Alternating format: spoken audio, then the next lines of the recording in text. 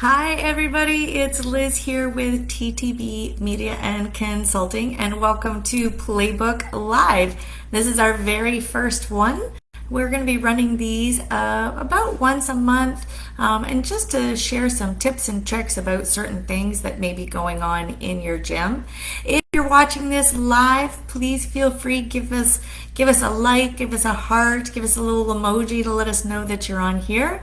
If you're coming back and watching this a little later on, just pop hashtag replay in the comments. At all times, if you have any questions or you want to share tips and tricks with us and the rest of everybody who's watching, just pop them right there in the comments. So again, today we're going to be talking about trunk or treat in our communities. So how many of you guys do trunk or treat already? And how many of you guys, maybe you don't know what trunk or treat is? So trunk or treat is where kids from your community come and they go trick-or-treating amongst decorated trunks.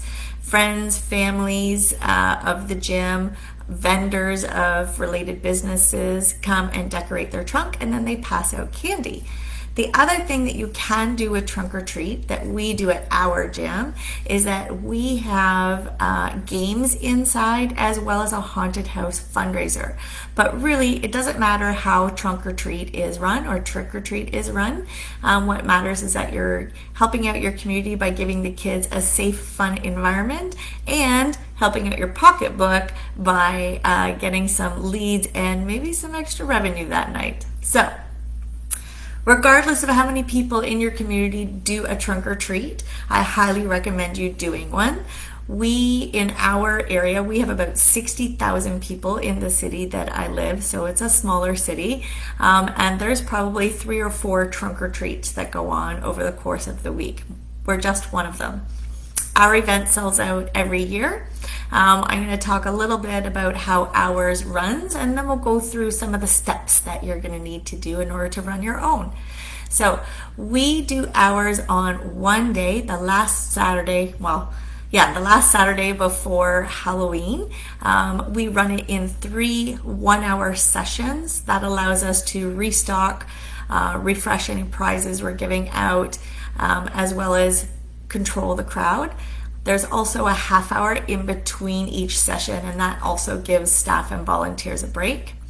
So people come and they check in at our table. We explain what they can do inside, and then also let them know that they are free to trunk or treat outside. This year we are also doing crafts, which is really nice. So there'll be quite a few different options for kids at trunk or treat. At the end of the night, we send, the very next day, we send a thank you email out to anybody that registered and so on. So it's a nice little touch point right after the point. We do online registration through our website, and we also charge. So we charge $10 for a family of 4, and then $5 per child after that. So that helps us recuperate some of the expenses that we're putting out for staff or prizes or anything like that. It also allows us to get a waiver form. And our waiver forms are also done online, so we just attach the two. But whether you have online waivers or you do it in paper, I highly recommend getting everybody that comes through your door that night to sign a waiver for you. Okay, so our trunk or treat is also a fundraiser this year for a local nonprofit. Usually we did food drives for our local food bank. This year we're switching over, and we've chosen a different nonprofit. So all of the proceeds from our haunted house and the rest of the event goes towards that nonprofit. And the haunted house is also a separate fundraiser. So the families pay to come to the trunk or treat and play games. But if they want to do the haunted house, then it's another $5. So that's where we get our fundraising for if it was a team raising funds for a trip, or like I said, for us, it's a nonprofit. Okay. At At the end of our night, we also do a follow-up. So we keep track of how much we spend, how much revenue comes in from it, what went well, what didn't go well. Make sure you're checking in with the trunks, the vendors, and all of your staff and volunteers as well, because what you want to do is make this event even better and bigger for next year. So, question, how do you get started? Well, getting started, the easiest thing to do, pick a date. Like I mentioned, we do the last Saturday before Halloween, but it can be any day. It could be during the week, it could be on the weekends, during the day, at night. It's totally up to you. But all you have to do for step one is pick a date and set up a Facebook event. Start spreading the date, put a save the date, put it in your newsletters, let people know it's coming. Don't worry so much about the details, just get the date out there in front of everybody, okay? So 6 weeks out, now it's not too late even now. You can still put together a trunk or treat. It'll all come down to the marketing that you do, but 6 weeks out, you want to 5 to 6 weeks out, you want to think about what your event is going to look like. So is it going to be just the trunks? Is it going to be trunks and games? Is it going to be crafts? Is it going to be a haunted house? Make sure you have all of that figured out. And then whether or not you're doing gym tours, if your event is going to be indoors, outdoors, how are you going to take registrations? Is it going to be online, or are you going to just have people show up to the door? How many people will your event be able to hold? How many people can you have in your gym? How many people can your staff and volunteers successfully chat with, help, register things for? You want to make sure that you know what those numbers look like. And then are you also going to be doing it, in sessions to break up the crowd, if you're doing just one long night, whatever it is. So all of that you want to do 5 to 6 weeks out. This is also the time you're going to start asking people to volunteer, and you're going to start asking people if they would like to decorate a trunk and hand out candy. Usually what we do is when we ask for volunteers, we also allow kids as young as 10 to come and help, because they can help tidy up, they can help run a game, they can help out in the haunted house and such.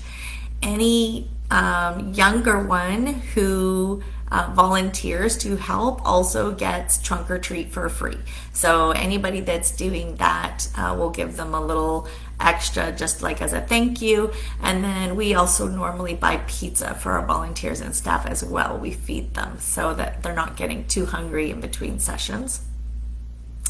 If you are doing games, you want to make sure that you start planning them. Are you going to give out prizes? Are you going to give out stamps? How many games you're going to do? Are they going to be Halloween themed or just regular games?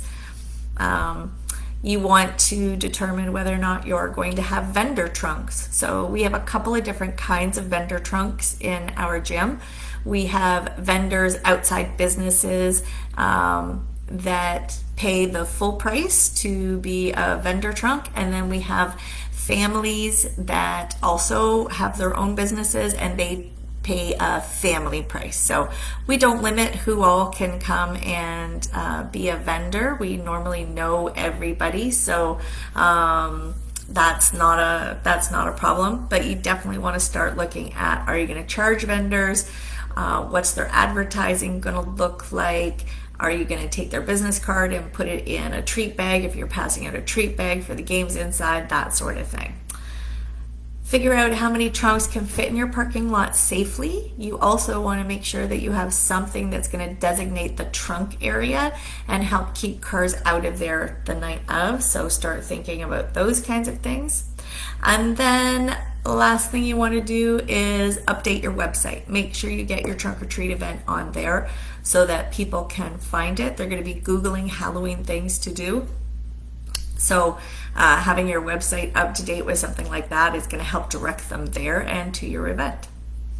3 to 4 weeks out, market. Word of mouth, newsletters, digital newsletters, social media posts, little quarter flyers that you hand out to your teams and your recreational kids.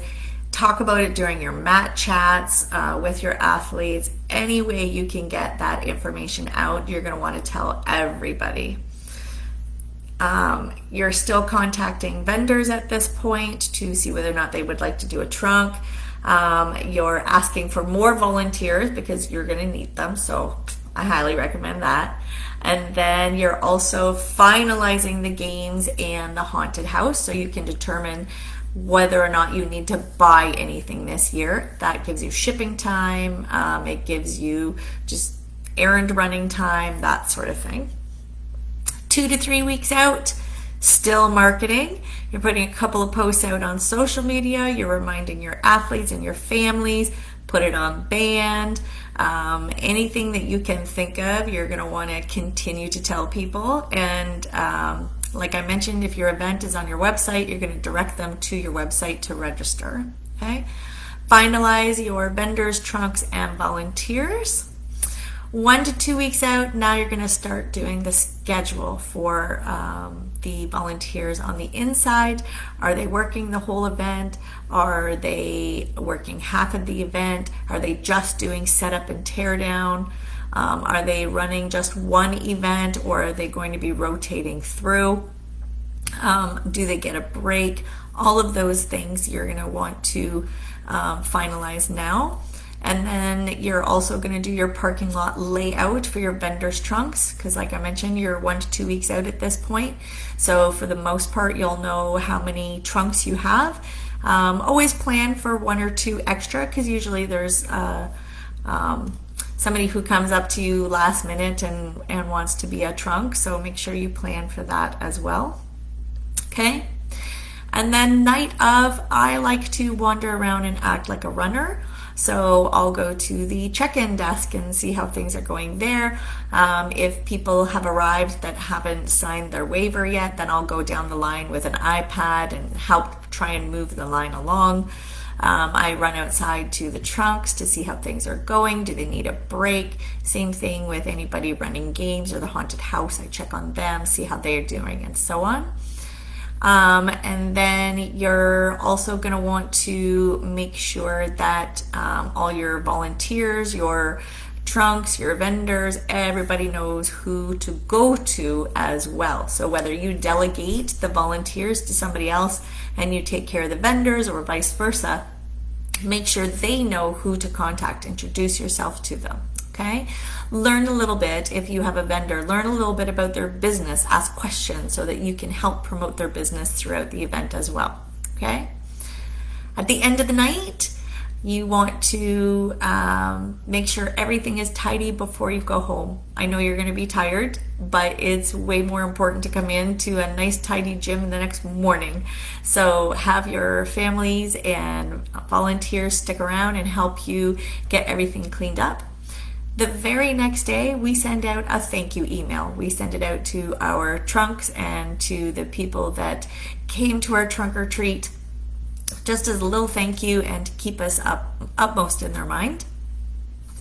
At some point over the evening, we would have talked to them about the sports that we offer within our gym. We hand out treat bags, so we tend to put marketing materials in there, like little flyers, fridge magnets, that kind of stuff.